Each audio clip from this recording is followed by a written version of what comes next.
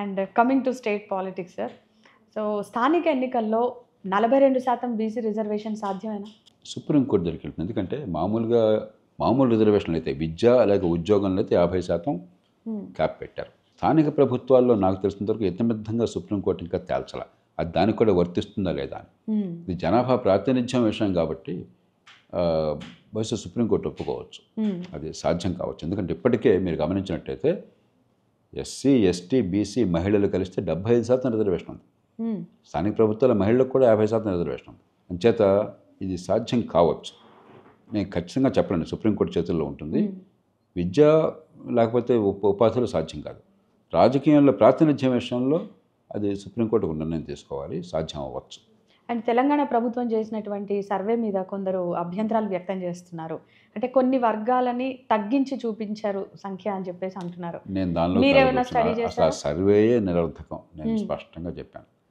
రాజకీయంగా సమీకరణ కోసం కులాన్ని ఆయుధంగా వాడడం కోసం తప్ప ఆ సర్వే వల్ల ఏ వర్గానికి ఏ కులానికి ఏ వ్యక్తికి ప్రత్యేక ప్రయోజనం లేదు.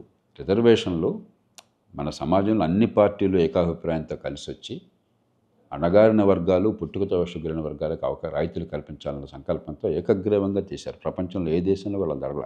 రాజకీయాన్ని మనం బాగా తిడుతుంటాం, చాలా విషయాల్లో విమర్శకి కారణం ఉండవచ్చు. కానీ ఇదే రాజకీయం చాలా రంగాల్లో ప్రోగ్రెసివ్ లెజిస్లేషన్ అభ్యుదయాన్ని కోరేటువంటి చట్టాలని ఏకగ్రీవంగా చేశారు ఈ దేశం. అవి ఇప్పటిదాకా కొనసాగిస్తున్నాం. ఇప్పటిదాకా కొనసాగించాలనుకోలే. బాబాసాహెబ్ అంబేద్కర్ ఆ మాట చెప్పలేదు. ఎందుకంటే విద్యను బాగు చేస్తామని నమ్మాడు ఆయన. విద్యను నాశనం చేసి రిజర్వేషన్లు పెట్టి నటిస్తామని అనుకోలే ఆయన. ఇప్పటిదాకా కొనసాగిస్తున్న ఎవరు అభ్యంతరం పెట్టట్లా. కాబట్టి ఈ దేశంలో ఈ రిజర్వేషన్లు దీనివల్ల ఏం పెరగవు. ఎందుకంటే రాజ్యాంగం ప్రకారం ఆడ మగ కులం మతం ప్రాంతం ఏ తేడా లేకుండా అందరూ సమానం విద్యలో కానీ ఉపాధిలో కానీ.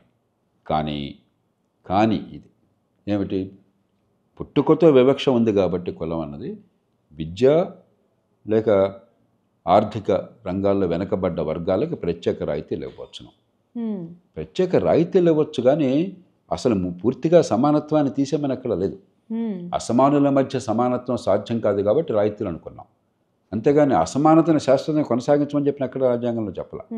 అందుకని సుప్రీంకోర్టు ఏమందంటే ఒక పక్కన సమానత్వాన్ని పాటించాలి, అందరినీ సమానంగా చూడాలి, మరో పక్కన కొన్ని వర్గాలకి రాయితీ ఇవ్వాలి. కాబట్టి 50% క్యాప్ అన్నారు, హేతుబద్ధమైన క్యాప్ అని. దాన్ని మార్చే అధికారం ప్రభుత్వాలకు ఎవరికి లేదు. కాబట్టి రిజర్వేషన్లనే పెరిగేది లేదు, తగ్గేది లేదు. ఏ కులంలో పుట్టినా కూడా వాళ్ళ ఆత్మగౌరవం, వాళ్ళ ఉనికి, బాబు లేకపోతే అమ్మ, నీ పుట్టుకను బట్టి కాదు, నీ కులాన్ని బట్టి కాదు, నీ ప్రతిభని బట్టి, నువ్వు పడే కష్టాన్ని బట్టి, నీ వల్ల 10 మంది జరిగే మంచిని బట్టి నీ గుర్తింపు ఉంటుందనే విశ్వాసాన్ని ఇవ్వాలా? లేకపోతే అనుక్షణం కులాన్నే గుర్తు చేసి కులం చుట్టే వాళ్ళ జీవితాన్ని తిప్పాలా? మనం ఎలాంటి సమాజాన్ని కోరుకుంటున్నాం? కాబట్టి ఈ కుల గణనకి ఏమాత్రం సామాజిక ప్రయోజనం లేదు. రాజకీయంగా వాళ్ళు ప్రయోజనం ఆస్తే పెట్టుకున్నారు అంతే. సో మీరు చెప్పేదాన్ని బట్టి రిజర్వేషన్ల వల్ల ప్రతిభావంతులకు అన్యాయం జరుగుతుందని అనుకోవచ్చు. నేను ఆ మాట ఒప్పుకోవట్లేదు. అణగారిన వర్గాలకి వివక్షకు గురైన సమాజంలో ఖచ్చితంగా రిజర్వేషన్లు ఏర్పాటు కావాలి. కానీ అది శాశ్వత పరిష్కారం కాదు. నిజమైన పరిష్కారం మంచి ప్రమాణాల విద్య. భారతదేశంలో విద్య ఉన్నంత చండాలంగా ప్రపంచంలో ఎక్కడా లేదు. ప్రభుత్వ వైఫల్యం వల్ల పిల్లలకి తెలివితేటలున్నా, తల్లిదండ్రులు త్యాగాలు చేస్తున్నా కూడా ఆ చదువే కనుక పాఠశాల స్థాయిలో అందినట్టయితే ఈ పాటికి రిజర్వేషన్లు అవసరం లేకుండానే పేద పిల్లలు, మరి కులవివక్షకు గురైన పిల్లలు కూడా అందరితో పోటీ పడగలు ఉండేవాళ్ళు. అలా పోటీ పడే అవకాశం లేకుండా చేసింది మన పాలనా వ్యవస్థ, విద్యలో వైఫల్యం.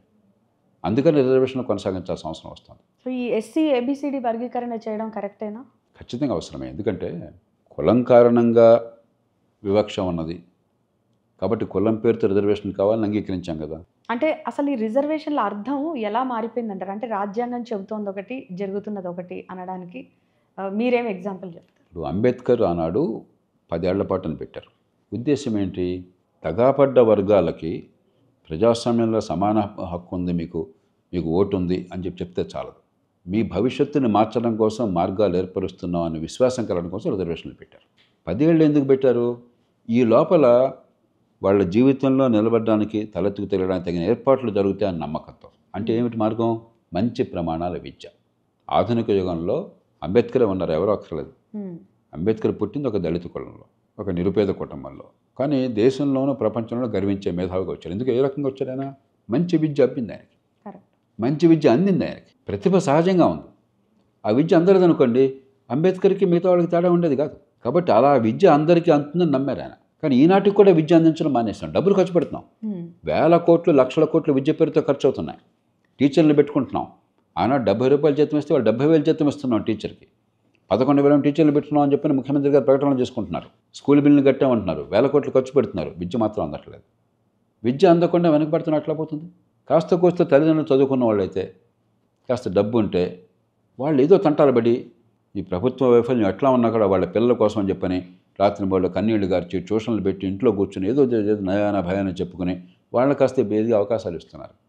ఆ తల్లిదండ్రులకు చదువు లేకపోతే, డబ్బు లేకపోతే ఇక ఆ పిల్లలంతా నాశనం కావాల్సిందేనా? కాబట్టి రిజర్వేషన్లు కొనసాగడానికి కారణం పూర్తిగా ప్రభుత్వాల వైఫల్యం. మంచి ప్రమాణాల విద్యనే కనుక అందించినట్టయితే, ఎవరితోనే పోటీపడే అవకాశాన్ని ఆ పిల్లలకు కనిపించినట్టయితే మంచి విద్యతో, కాలక్రమేణా రిజర్వేషన్ గురించి చర్చ ఉండేది కదా అసలు.